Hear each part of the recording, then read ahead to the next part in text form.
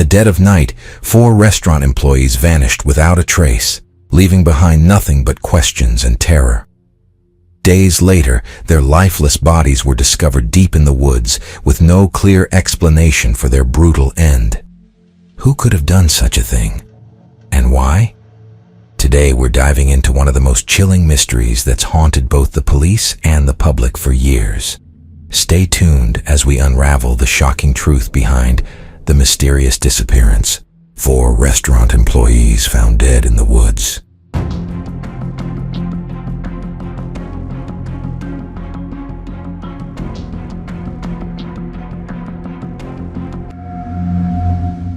This story is from a town in the United States called Speedway. Back in 1978, there was a restaurant there named Burger Chef. It was a branch of a fast food chain operating in the town.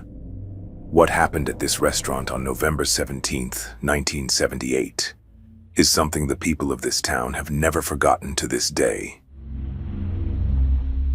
On November 17th, 1978, at around 11 p.m., which was the closing time of the restaurant, one of the staff members entered the premises and was met with a strange sight. The other 4 employees who worked at the restaurant were missing. The restaurant was completely empty. The safe was open, and the money inside was gone. The back door of the restaurant was also left ajar. It seemed obvious that the 4 employees had taken the restaurant's money and left. The missing employees were Jane Fried, the assistant manager who was 20 years old, Daniel Davis and Mark Flemons, both 16 years old, and Ruth Ellen, who was 17 years old. All 4 of them had disappeared. The police arrived at the scene and initially believed that the 4 employees had stolen the restaurant's money and run away.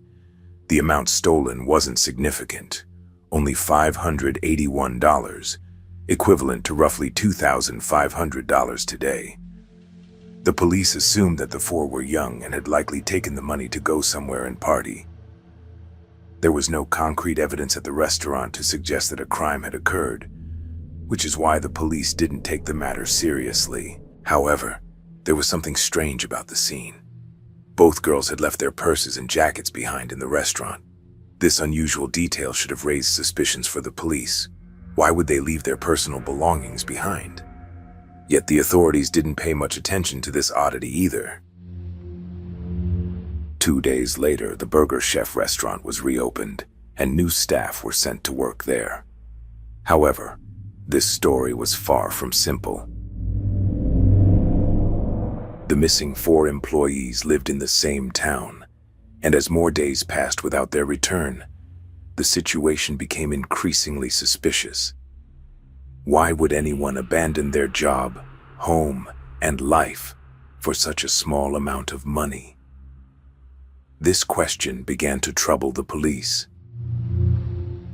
Their suspicions deepened when they discovered the car belonging to one of the missing employees, Jane, abandoned in town. The car was empty, and this discovery made the police realize they needed to take the case seriously. Up until this point, they had neither collected evidence from the restaurant nor taken photographs of the scene. Initially, they believed the 4 had stolen money and fled. But now, it seemed something far more sinister had happened. 2 days later, about 20 kilometers from town, some friends were hiking in a forest when they came across a horrifying sight: the bodies of the 4 missing employees.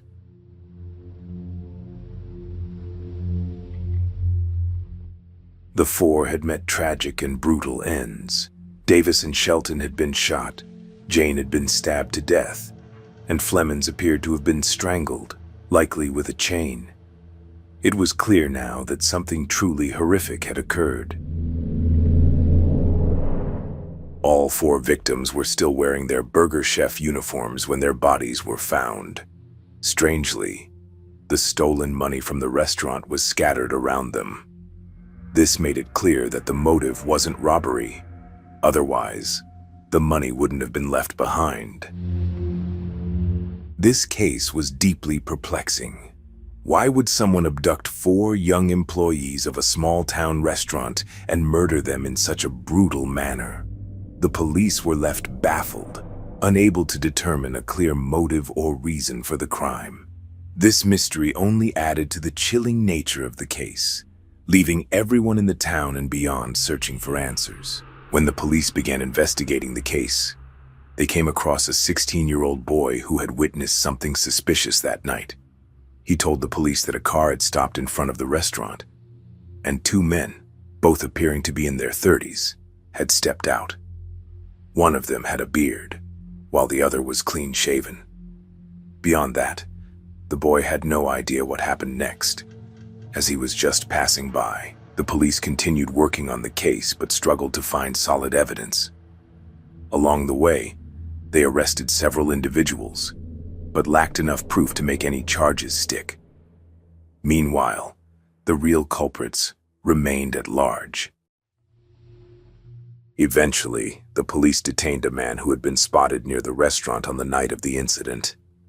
At the time of the crime, he had a beard, but when the police caught him, he was clean-shaven.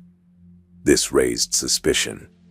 Upon further inquiry, they learned that the man had kept a beard for the past 5 years and had recently shaved it off, possibly to avoid being recognized by witnesses or the authorities.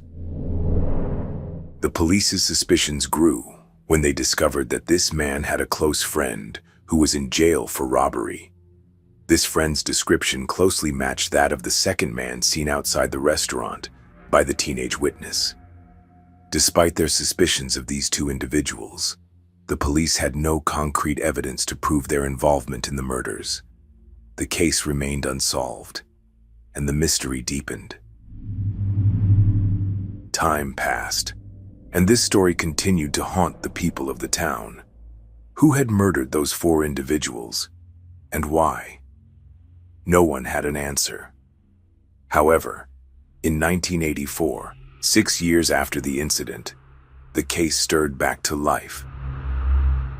This renewed attention came when a notorious criminal named Donald Forrester, imprisoned at a facility near the town called Pendleton Correctional Facility, made a shocking confession. Forrester claimed that he was responsible for the murders of the 4 Burger Chef employees. At the time, Forrester was set to be transferred to a maximum security prison known for its harsh conditions. Desperate to avoid the transfer, he struck a deal with the police. He would reveal the entire story behind the murders if they ensured he would not be moved to the other prison.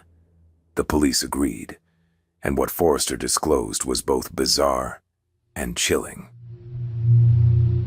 Donald told the police that among the 4 victims, Jane, the assistant manager, had a brother named James who was involved in drug smuggling. James had made a drug deal with Donald but failed to pay him back. Donald explained that he, along with his associates, went to the restaurant to intimidate Jane and convince her to make her brother pay the owed money. However, a confrontation broke out between them and the 3 other employees present. The situation escalated, and they forcibly abducted all 4 employees at gunpoint. Back in those days, there were no security cameras, which could have solved the case much sooner. Despite Donald's confession, the police were skeptical and wanted evidence to verify his claims. They asked Donald to take them to the exact location where the bodies had been found. To their surprise, Donald accurately led them to the spot where the 4 bodies had been discovered years earlier. This detail strengthened the possibility that Donald was indeed telling the truth. Donald also provided the names of 3 accomplices who were involved in the crime. His wife further confirmed his story, revealing that he had confessed everything to her after committing the murders. Donald had even taken his wife to the location where the killings had occurred.